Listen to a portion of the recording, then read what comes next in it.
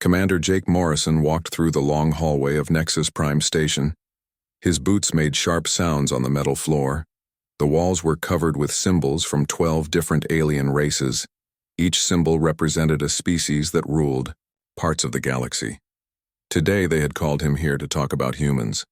Jake stopped at the big doors that led to the council chamber. 2 guards stood there. One looked like a giant crystal spider. The other was made of blue energy that floated in the air. They both stared at Jake with what he thought might be curiosity. Or maybe hunger. With aliens, it was hard to tell. The doors opened without a sound. Jake stepped into the largest room he had ever seen. The ceiling was so high he could not see the top. Around him, 12 different alien species sat on platforms that floated in the air. Each platform was designed for a different type of body. Some aliens needed water, others needed special gas to breathe. A few seemed to be made of pure light. In the center of the room was a small platform meant for humans. Jake walked to it and stood straight.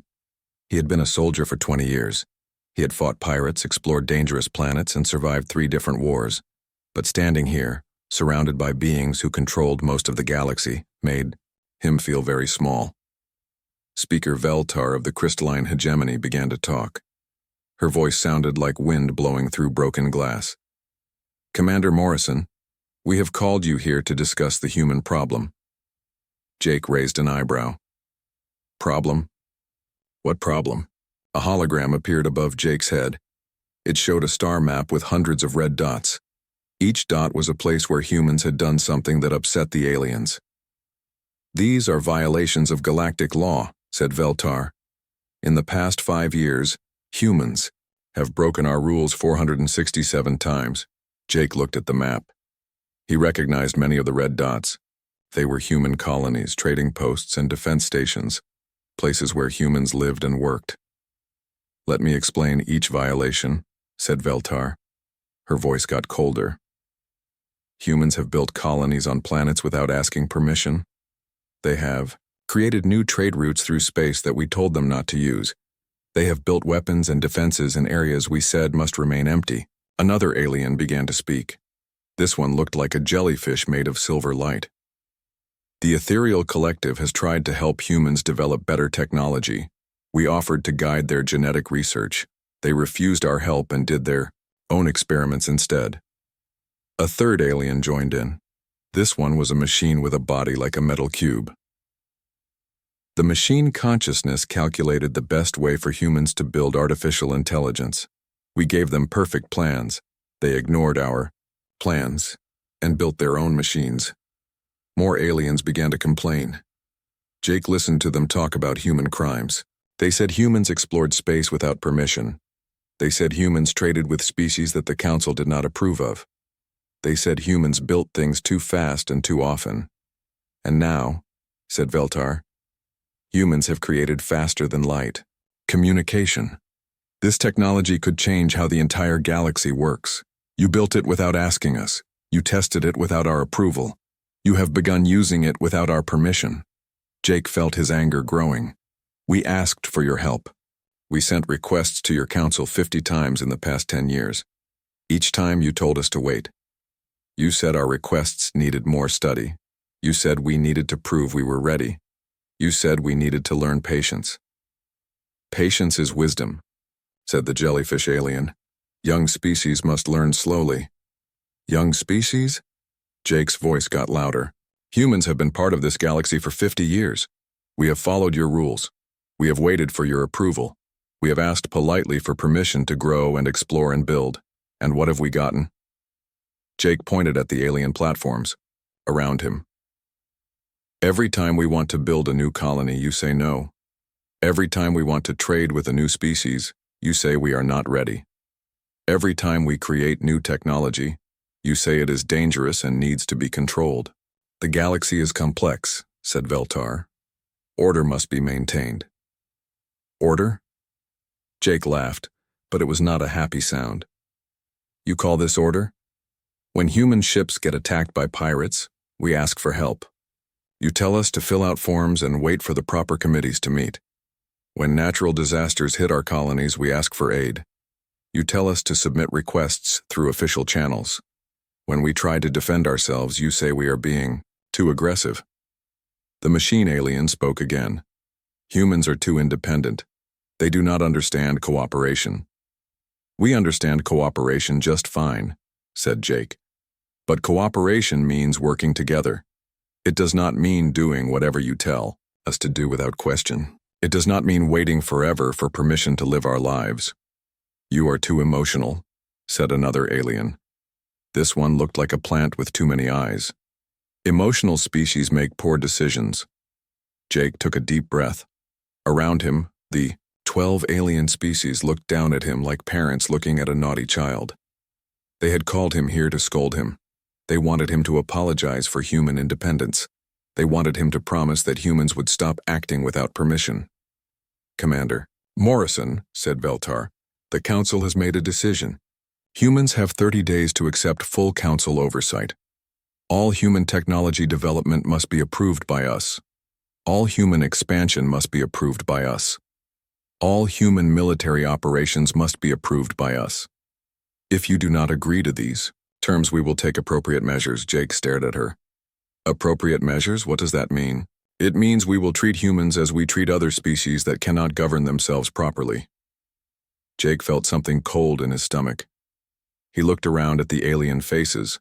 Some looked sad, others looked angry. A few looked like they were already planning something unpleasant. You want us to give up our independence, said Jake. You want us to become your pets. We want you to become civilized, said Veltar. Jake stood quietly for a long moment. He thought about human colonies scattered across the galaxy. He thought about human families trying to build new lives on distant planets.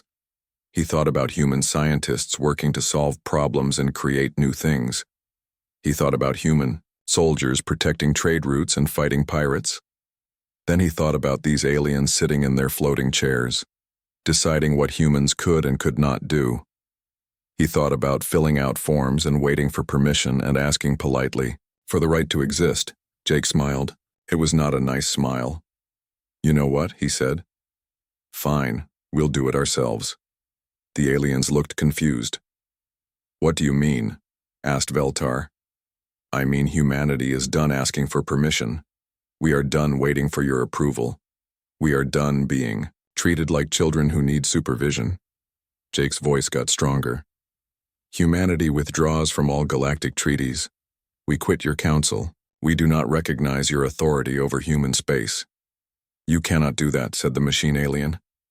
Watch us, said Jake. He turned around and walked toward the door. We do not need your counsel. We do not need your oversight. We do not need your approval. We will build our own colonies, create our own technology, and defend our own space. If you do not like it, that is your problem, not ours. Jake reached the door and stopped. He looked back at the aliens who were now talking loudly, in their own languages. You had 50 years to treat us as equals. You chose to treat us like pets instead. Now you get to see what happens when you try to put a leash on a species that refuses to wear one. Jake walked out of the council chamber.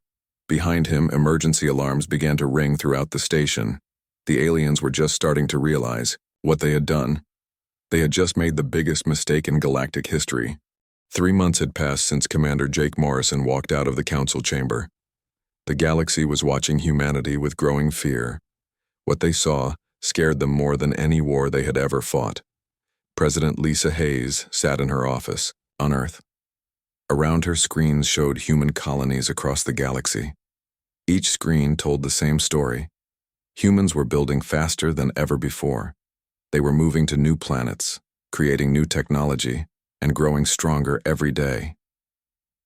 Madam. President, said her aide, the morning reports are ready. Lisa nodded. She had been reading these reports every day for 3 months. Each day the numbers got bigger. Each day human progress moved faster. How many new colonies this week? She asked. 17. All of them are building defense platforms and industrial centers. The Mars shipyards finished 12 new vessels. The asteroid mining operations increased production by 30%. Lisa smiled. For 50 years, the aliens had told humans to slow down. They said human growth was too fast. They said humans needed to be more careful. Now, without alien rules to slow them down, humans were showing what they could really do. "Any word from the Galactic Council?" Lisa asked. They sent another message asking for negotiations. Ambassador Carter sent back the same response. "All diplomatic contact goes through our Ministry of Defense now." On the other side of the galaxy, Captain Ron Mitchell stood on the bridge of the exploration ship UHS Pathfinder. His crew had just discovered their 4th habitable planet this month. Each planet they found became a new human home within weeks. "Captain," said his navigator, "we have alien ships approaching, looks like a patrol from the crystalline hegemony." Ron looked at the screen. 3 alien ships were moving toward them. They were probably coming to tell the humans to leave. 6 months ago, Ron would have followed their orders. Today was different. "Send them our standard message," Ron said. "This system is now under human protection. They can pass through peacefully, or they can turn around." The alien ships stopped moving.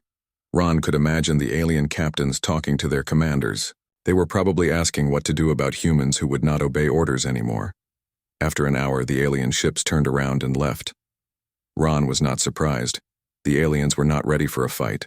Not yet. But humans were getting ready. Ron could see it in every system they visited. Human ships moved in groups now. They carried weapons and shields that had not existed 6 months ago. Every human colony had defense platforms that could destroy attacking fleets. On the industrial world of New Detroit, Chief Engineer Amy Rodriguez walked through Factory Complex 7. The noise was incredible. Machines worked without stopping. Human workers moved between the assembly lines like dancers who knew every step by heart. "How many ships did we finish today?" Amy asked her assistant. 22 combat vessels, 15 cargo haulers, and 8 exploration ships. Tomorrow we start on the new battleship design. Amy nodded. Before the break with the aliens, humans had built maybe 5 ships per month on New Detroit. The aliens had rules about how fast humans could build things. They said too much industrial growth was dangerous for the environment. They said humans needed to think more carefully about each decision. Without those rules, human industry exploded like a dam breaking. Amy's factories worked all day and all night. They built ships faster than alien shipyards. They created weapons that alien engineers said were impossible.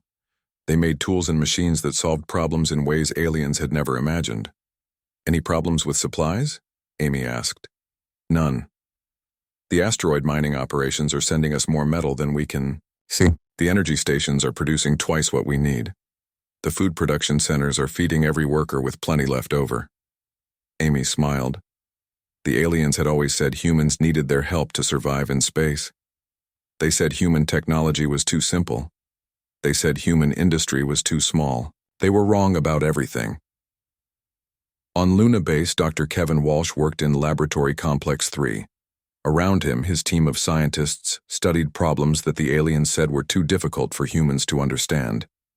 The aliens had been wrong about that too. "Doctor," said his assistant, "the new communication system is ready for testing." Kevin looked at the machine they had built. It was smaller than alien communication devices, but much more powerful. When the aliens had controlled human technology, they said this kind of machine was impossible. They said humans were not smart enough to build it. "Run the test," Kevin said. The machine activated. In seconds, it connected to human bases across the galaxy. Messages that should have taken days to travel now moved instantly. Human ships could talk to each other across hundreds of light years without delay. "Perfect," Kevin said. "Begin production immediately. Every human ship, colony, and base needs one of these." Kevin's team had made many discoveries in the past 3 months. Without alien rules limiting their research, human science moved faster than ever before. They created new metals that were stronger than anything aliens used. They built energy sources that were cleaner and more powerful than alien technology. They designed computer systems that could think faster than alien artificial intelligences. The aliens had spent 50 years telling humans that they were not ready for advanced technology. Now humans were creating technology that made alien science look old and slow. But the most important changes were happening in space. Human exploration teams found new worlds every week. Human mining operations discovered resources in places aliens said were worthless. Human trade routes connected systems that aliens said were too dangerous to visit. Captain Bill Morrison, Jake's younger brother, commanded a deep space reconnaissance mission near the edge of known space. His job was to map new systems and look for threats. What he found instead were opportunities. "Captain," said his sensor operator, "I'm reading massive mineral deposits in the asteroid field, rare metals that would take the aliens years to extract." "Market for mining operations," Bill said. "Send word to the industrial ships. This system will be a major production center within 6 months." Bill's ship was one of hundreds doing the same work. Human exploration had exploded beyond the borders of known space. They were finding planets, resources, and opportunities that aliens had never bothered to look for. But they were also preparing for war. Bill could see it in every system they visited. Human fleets grew larger every week. Human weapons became more advanced every month. Human defenses became stronger every day. The aliens were starting to notice. Bill's communication system picked up alien transmissions filled with worry and fear. Alien leaders were asking each other what to do about the human problem. They were talking about taking action before humans became too strong to stop. Ambassador Helen Carter sat in her office reading these intercepted alien messages. She had been humanity's voice to the aliens for 20 years. Now she was humanity's shield against alien threats. "Madam Ambassador," said her assistant. "The Galactic Council sent another request for negotiations." Helen looked at the message. It was polite but desperate. The aliens were beginning to understand what they had unleashed when they tried to control humanity. "Send our standard response," Helen said. "Humanity is no longer interested in galactic politics. Direct all future communications to our Ministry of Defense." Helen knew this message would make the aliens more worried, but she also knew it was the truth. Humans were no longer asking for permission to exist. They were no longer waiting for alien approval to grow and explore and build. They were doing it themselves, and they were doing it better than anyone had thought possible. Outside her window, Helen could see human ships moving between Earth and the Moon. 6 months ago, maybe 10 ships made that journey each day. Now hundreds of ships moved constantly between human worlds. The space around Earth looked like a busy highway during rush hour. Helen smiled. The aliens had wanted humans to slow down and ask permission and follow rules. Instead, they had freed humans to show what they could really accomplish. The galaxy was about to learn that trying to control humans was the biggest mistake anyone could make. 6 months after humanity left the Galactic Council, the first shots were fired. Admiral Pete Jackson stood on the bridge of the battleship UHS Defiance, watching alien ships surround the human colony of New Harmony. The crystalline hegemony had finally decided to take action. "Admiral," said his communications officer, "the alien commander is demanding we evacuate the colony. He says we built it in their territory without permission." Pete looked at the display showing his fleet. 12 human ships faced 40 alien vessels. The aliens thought they had the advantage. They were wrong. "Send a message to the alien commander," Pete said. "New Harmony is a human colony under human protection. Any attack on our people will be considered an act of war." The alien commander, Admiral Zexui, responded immediately. "You have no authority here, human. Your species abandoned galactic law. You are pirates and criminals." Pete smiled coldly. "We are citizens of humanity, defending our home. If you want to fight, you can have one." The battle began when the alien ships tried to form a blockade around New Harmony. They moved slowly like they were performing a parade. Their massive ships took careful positions in neat rows. It was exactly how aliens had always fought wars. It was also exactly what humans had expected. Human ships scattered in all directions. Instead of forming battle lines, they moved like a pack of wolves. They were smaller than the alien ships, but much faster. While the aliens tried to target one human vessel, 3 others attacked from different angles. "Target their command ship," Pete ordered. "All weapons, full power." The UHS Defiance and 5 other human ships focused their fire on Admiral Zexhui's flagship. The alien ship's shields flared and died. Secondary explosions tore through its hull. Within minutes, the most powerful ship in the alien fleet was drifting in space, powerless and burning. The other alien ships tried to respond, but they could not keep up with human tactics. Human vessels used new stealth technology to appear and disappear like ghosts. They coordinated their attacks through instant communication systems that aliens could not intercept. Most importantly, they fought like they meant to win, not like they were following rules. After 3 hours, the battle was over. 32 alien ships were destroyed or disabled. 8 had surrendered. Admiral Zexhui escaped with only 3 vessels from his original fleet of 40. Pete watched the alien survivors limp away toward their home space. "Send a message to all human colonies," he said. "Any alien force that threatens human civilians will receive the same treatment." Then, news of the battle spread across the galaxy within days. Alien leaders who had thought humans were just acting rebellious now realized they were facing something much more dangerous. Humans were not just refusing to follow orders, they were winning battles against superior numbers. On Earth, Ambassador Helen Carter found herself dealing with a stream of alien diplomats who suddenly wanted to talk. Each one brought the same message. The galactic powers were deeply concerned about human aggression. "Ambassador Carter," said the Ethereal Collective's representative, "this battle was unnecessary. The crystalline hegemony was simply enforcing established territorial boundaries." Helen looked at the floating jellyfish creature with cold eyes. "The crystalline hegemony attacked a peaceful human colony.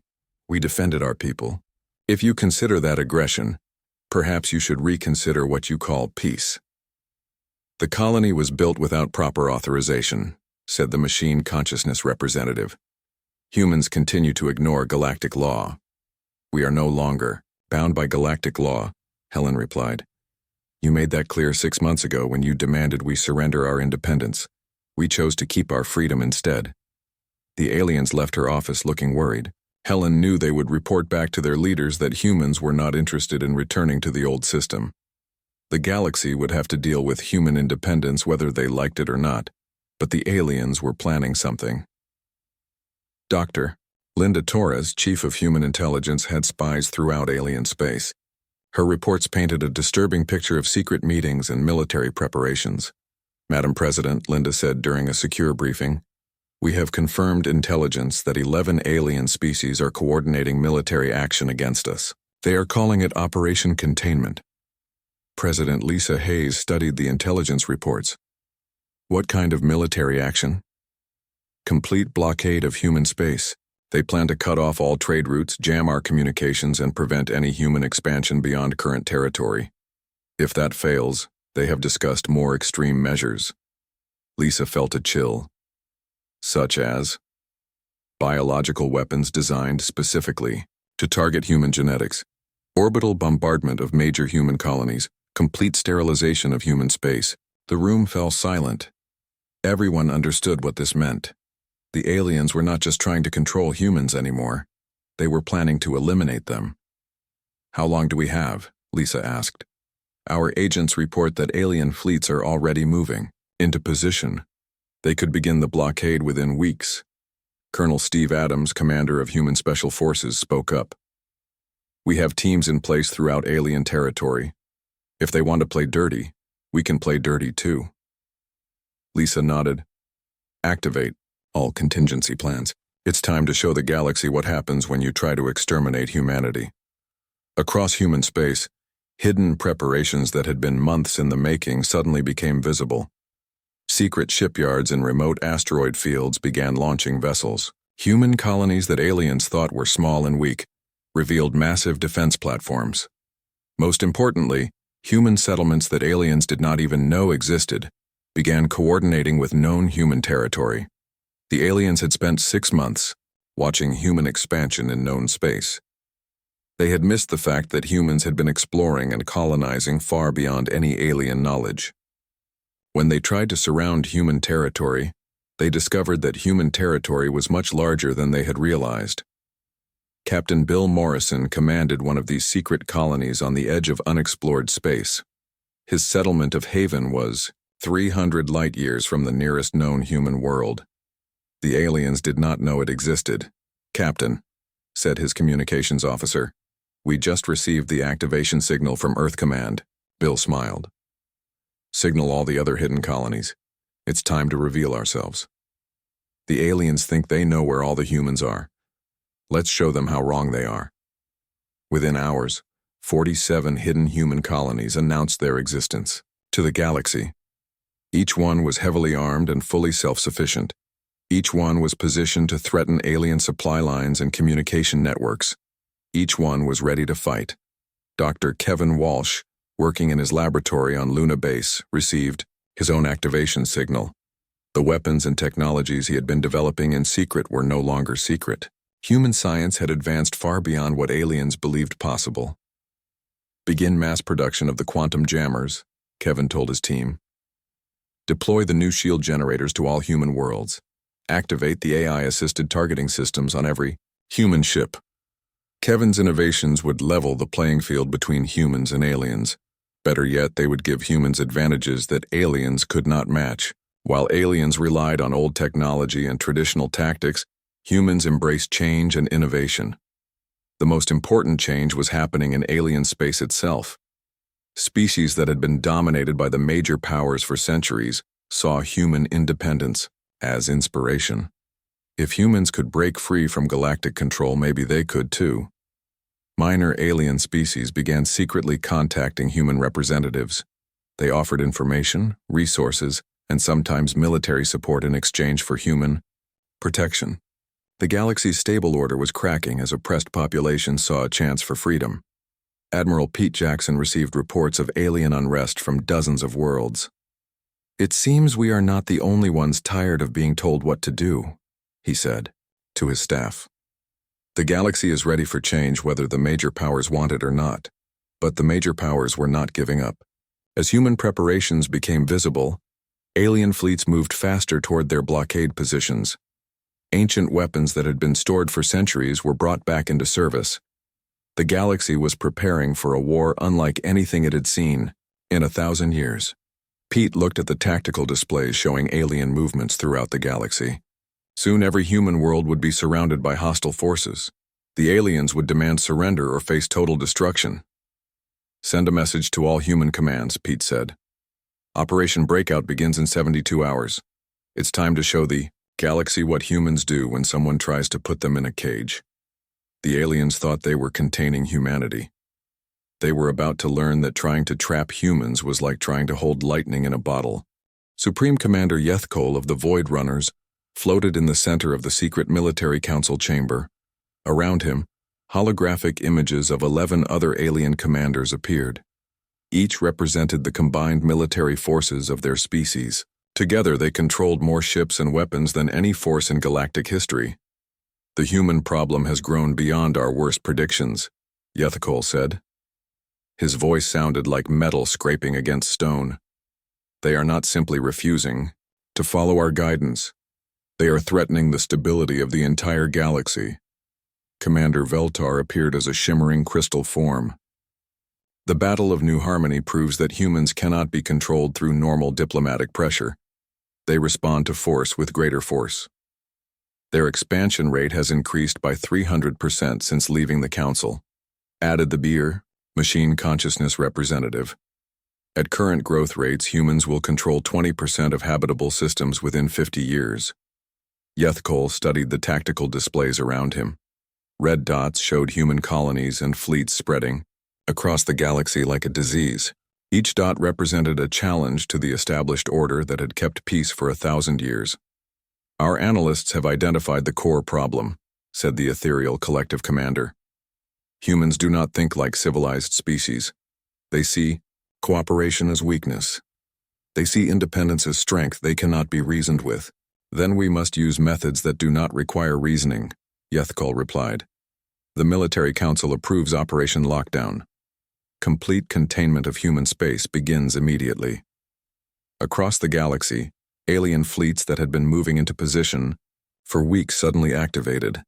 Massive armadas appeared at every known hyperspace route leading to human territory.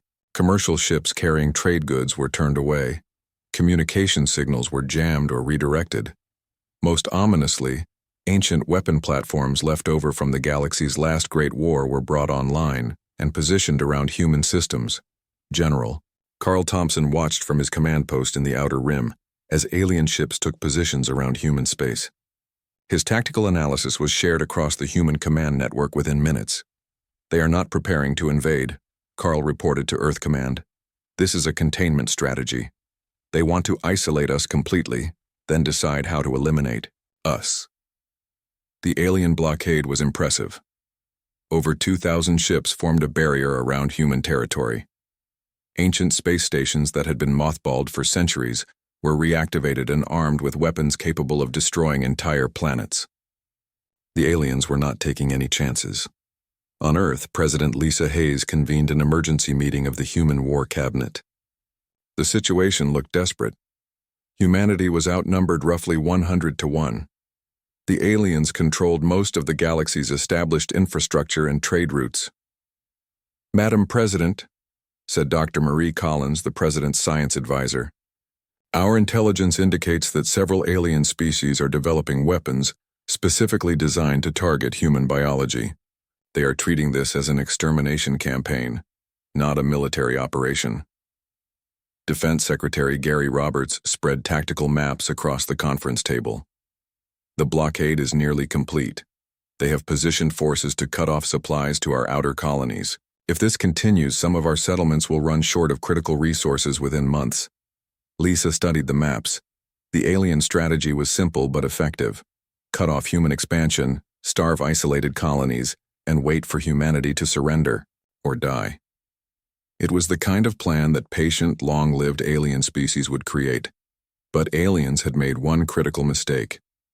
They assumed humans would react like other species.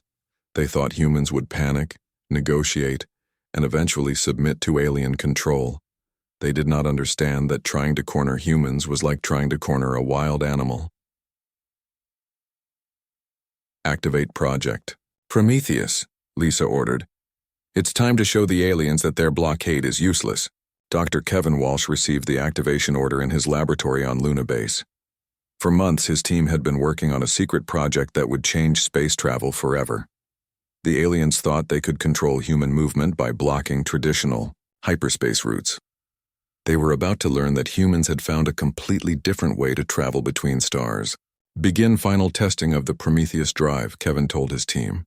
"If this works, we can bypass every alien blockade in the galaxy."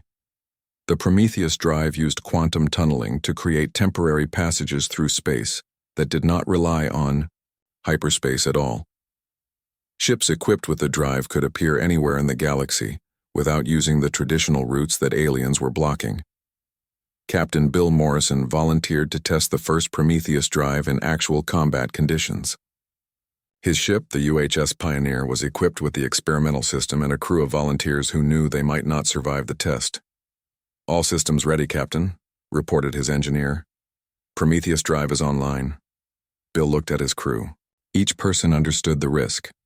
The drive might work perfectly, or it might tear their ship apart at the molecular level. But if it worked, it would give humanity the ability to strike anywhere in the galaxy without warning. "Engage the Prometheus drive," Bill ordered. "Target coordinates: alien supply depot in the Vega system." The ship vanished from human space and reappeared 300 light-years away, deep inside alien territory. The journey that should have taken weeks through hyperspace happened in seconds. More importantly, they had bypassed every alien blockade without being detected. "Prometheus drive functioning perfectly," Bill reported back to Earth Command. "We are invisible to alien sensors and completely outside their blockade grid." Within days, the first Prometheus-equipped ships began appearing throughout alien space. They did not attack military targets. Instead, they began establishing new human colonies on uninhabited worlds that aliens had never bothered to explore. Each new colony was equipped with defense systems and manufacturing facilities. Each one was positioned to threaten alien supply lines. The aliens discovered that their perfect blockade had a fatal flaw. They had surrounded the space where they thought humans lived, but humans were already living in places aliens did not know about.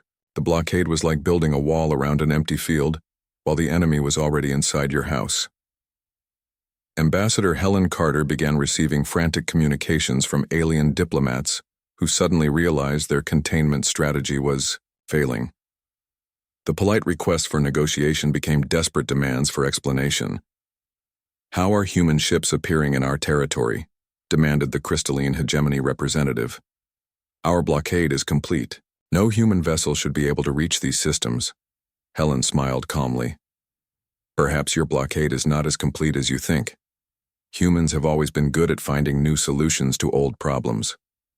But the real surprise came when aliens realized that their blockade was actually helping humanity. By cutting off trade with human space, they had forced humans to become completely self-sufficient. Human colonies that had depended on alien goods now produced everything they needed. Locally, human industry grew stronger when it no longer competed with alien manufacturers. Chief Engineer Amy Rodriguez reported record production from every human industrial center. "Without alien trade restrictions, we can build whatever we need. Our factories are producing ships, weapons, and supplies faster than ever before." The aliens had intended to weaken humanity by cutting off their access to galactic resources. Instead, they had freed humans from dependence on alien technology and materials. Every human colony became a fortress. Every human factory became a weapons plant. Every human ship became a potential threat. Colonel Steve Adams coordinated special operations throughout alien space. His teams had been in position for months, waiting for the right moment to act. When the aliens activated their blockade, they gave Steve the excuse he needed to begin sabotage operations. "All teams, begin Phase 1 operations," Steve ordered. "Target alien communication networks, supply depots, and command centers. Make them understand that blockading humanity comes with a price." Human special forces struck simultaneously across dozens of alien worlds. They disabled communication, satellites destroyed supply convoys, and eliminated alien commanders who were coordinating the blockade. The aliens discovered that while they were trying to contain humanity, humans had already infiltrated their territory. Most importantly, other species in the galaxy were watching the conflict with great interest. Minor alien races that had been dominated by the major powers for centuries saw human independence as an example to follow. If humans could break free from galactic control, maybe they could too. Rebellion began spreading throughout alien space. Species that had never dared to challenge the established order suddenly started demanding their own independence. The galaxy, that had been stable for 1,000 years, began breaking apart as oppressed populations followed the human example. Admiral Pete Jackson received reports of alien civil unrest from across the galaxy. "It seems our fight for independence has inspired others," he told his staff. "The aliens wanted to maintain their stable order. Instead, they have started a revolution." The Alien Military Council met again in emergency session. Their perfect plan was collapsing, the blockade was useless, human expansion was accelerating. Operation Breakout began at exactly midnight, Galactic Standard Time. Across the galaxy, human forces moved simultaneously in the largest coordinated action in human history. Captain Ron Mitchell stood on the bridge of the UHS Pathfinder as his ship emerged from a Prometheus jump deep inside crystalline hegemony space. "Target confirmed," his navigator reported. "Uninhabited system, perfect for colonization. No alien presence detected." Ron smiled. "Begin deployment. I want a full colony established within 72 hours. The Pathfinder was not alone. Around it, 50 other human ships materialized using the new Prometheus drive technology. Each ship carried everything needed to build a complete settlement. Within hours, construction robots were clearing landing sites while defense platforms took defensive positions. The aliens had spent months building a blockade around known human space. They never imagined that humans would simply ignore their blockade and begin colonizing space far behind their lines. By the time alien patrols detected the new human settlements, they were already too well defended to attack easily. But Operation Breakout was more than just new colonies. Ambassador Helen Carter had spent months in secret negotiations with dozens of minor alien species that had been dominated by the major galactic powers for centuries, species that were tired of being told what to do by their supposed betters. "The Kalari Federation formally announces its alliance with humanity," Helen read from the latest diplomatic message. They are withdrawing from all treaties with the Galactic Council effective immediately. The Kalari were not alone. Across the galaxy, 43 different species announced their independence from galactic authority. Each one declared their support for human principles of self-determination and independence. The galaxy's stable order collapsed overnight, as half the known species rejected alien control. Supreme Commander Yethkol watched his strategic displays with growing horror. Red dots representing human colonies appeared throughout his territory faster than his forces could respond. Green dots, showing allied alien species, turned yellow as they declared neutrality, then red as they joined the human cause. "How many systems have we lost?" he asked his aide. "Over 300 confirmed human settlements established in the past week. 47 species have declared independence from Council authority. Our supply lines are under attack in 60 different sectors." Yethkol realized that his blockade had become meaningless. Instead of containing humans, he had trapped his own forces in fixed positions, while humans moved freely throughout the galaxy. The hunters had become the hunted. But the real disaster was happening in alien space itself. For 1,000 years, the galactic economy had become dependent on human innovation and adaptability. Human traders found solutions to supply problems that alien bureaucrats could not solve. Human engineers maintained systems that alien specialists had declared too complex to repair. Human researchers solved scientific problems that had puzzled alien minds for centuries. When humans withdrew from galactic civilization, critical systems began failing throughout alien territory. The crystalline hegemony's perfect planned economy could not adapt to supply disruptions without human flexibility. The machine consciousness discovered their logical systems could not handle variables that humans routinely managed. The ethereal collective found their ancient wisdom useless against problems that humans solved every day. Dr. Linda Torres reported these failures to President Lisa Hayes during their daily intelligence briefing. Alien industrial production has dropped by 40%. Their communication networks are experiencing cascading failures. 3 different species have asked us for technical assistance to prevent total infrastructure collapse. Lisa shook her head in amazement. They spent 50 years telling us we needed their guidance to survive. Now they cannot survive without our help. The situation became critical when the alien blockade fleets began running out of supplies. Their massive armadas required constant resupply from industrial centers that were no longer functioning properly. Ships that had been designed to operate for months found themselves facing equipment failures after only weeks.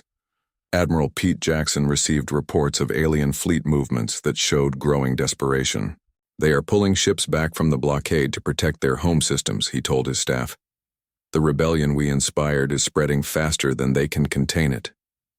Dr. Kevin Walsh announced the completion of humanity's final technological breakthrough. His team had developed manufacturing systems that could build entire industrial complexes in days rather than years. Human colonies equipped with these systems became self-sufficient almost immediately and began producing surplus goods for trade.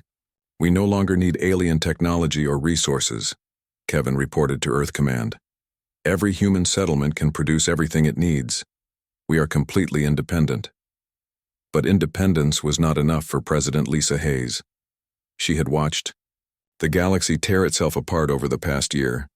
She had seen species fight each other instead of working together.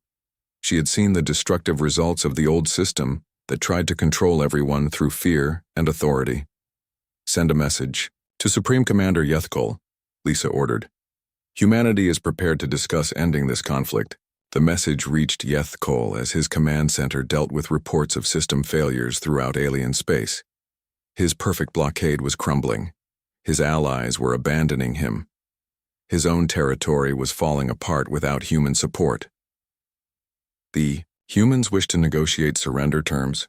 he asked hopefully. His aide checked the message carefully. "No, sir. They are offering to negotiate our surrender terms." Yethkol stared at the tactical displays around him. A year ago, he had commanded the most powerful military force in galactic history.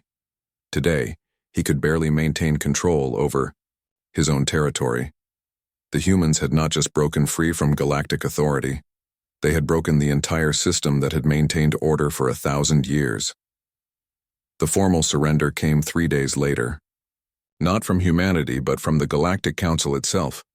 They sent a message to President Lisa Hayes admitting that their attempt to control humanity had failed completely. The Galactic Council formally requests negotiations to end the current conflict, the message read. We acknowledge that our previous policies toward humanity were inappropriate and counterproductive. But Lisa's response surprised everyone, including her own people. Humanity does not want your surrender, she replied. We want partnership, real partnership, not the patronizing control you offered before. The peace negotiations took place on a neutral station in unclaimed space. Admiral Jake Morrison, the man whose defiance had started the entire conflict, represented humanity alongside President Hayes. Across from them sat the leaders of the species that had tried to control them for 50 years. We understand now that our approach was wrong, admitted Speaker Veltar. We treated you like children when we should have treated you as equals. Jake leaned back in his chair. You thought independence and cooperation were opposites. You thought controlling us would make the galaxy more stable. Instead, you discovered that forcing obedience creates rebellion. What do humans want from us? Asked Yethkol. Lisa smiled. We want to work together to build something better than what came before. No species should control another. No government should decide what people can do with their own lives. No authority should claim the right to limit growth and exploration and innovation. The new galactic order that emerged from the negotiations was unlike anything that had existed before. Instead of a council that made decisions for everyone, there was a federation where each species governed itself. Instead of rules that limited growth and change, there were agreements that encouraged cooperation and trade. Humans took their place not as conquerors, but as partners in building this new system. Their stubborn independence had forced the galaxy to remember that cooperation worked better than control. Their refusal to accept limitations had shown everyone that growth and stability could exist together.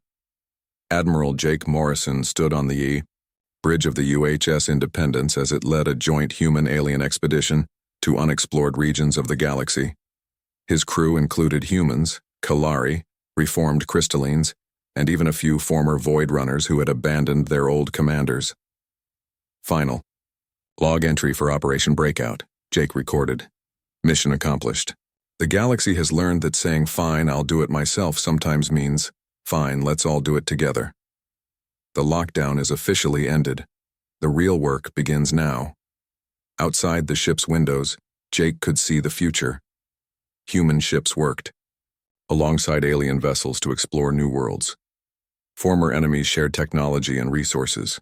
Species that had never been allowed to govern themselves now built their own colonies and made their own decisions. The galaxy had tried to contain humanity, and discovered that humanity's greatest strength was their ability to inspire others to break free from their own limitations. In the end, the real revolution was not humans leaving the galactic community, but the galactic community learning to deserve human participation. Jake smiled as he watched ships from a dozen different species, working together as equals. Sometimes the best way to fix a broken system was to walk away from it and build something better.